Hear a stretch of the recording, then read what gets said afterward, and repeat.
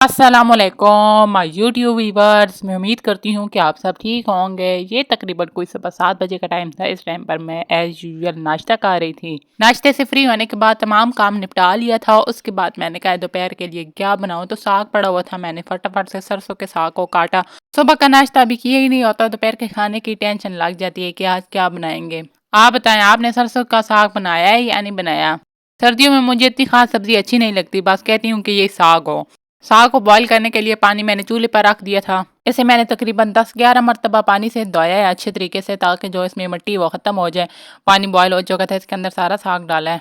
20 minute के लिए मैंने इसे कवर करके रख दिया था, ताकि साग अच्छी तरीके से बॉयल हो जाए। 20 मिनट के बाद अब इसका कवर उतारती हूँ और इसे चेक कर लेती हूँ कि साग की क्या कंडीशन है।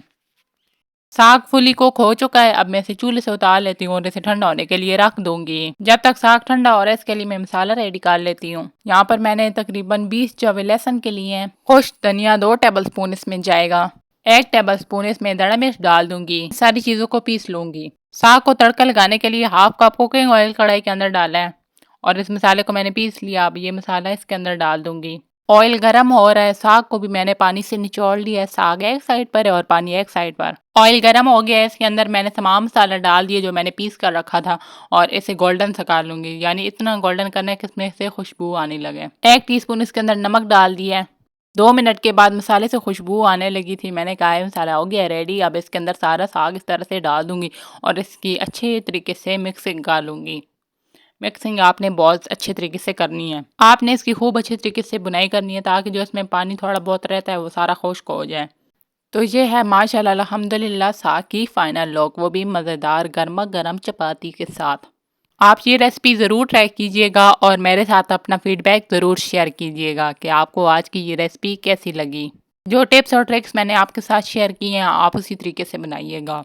खाना खाने के बाद एज़ यूजुअल रोज़ाना की तरह मुझे मीठे की क्रेविंग होती है, तो मैं कुछ ना कुछ मीठा खा लेती हूँ। यहाँ पर एप्पल था, मैंने एप्पल खा लिया और ये तकरीबन कोई असर का टाइम था। इस टाइम पर मुझे बहुत सा भूख लगी हुई थी। मैंने अपने लिए एक पराठा बनाया और उसके ऊपर केला डाला। बड़े मज़े का होता है। अगर आपने ये ट्राई नहीं किया हुआ तो खाइएगा। पराठे के ऊपर केला डालकर खाना इतने मज़े का होता है जैसे आप कोई क्रीम वगैरह खा रहे हो। ये कोई रात के तकरीबन 9 बजे का टाइम था। इस टाइम पर मैं खाना खा रही थी। आपको आज का छोटा सा व्लॉग कैसा लगा ज़रूर कमेंट बॉक्स में बताइएगा। मैं आपके साथ मिलूंगी नेक्स्ट व्लॉग में नेक्स्ट रेसिपी के साथ। तब तक के लिए अल्लाह हाफिज़।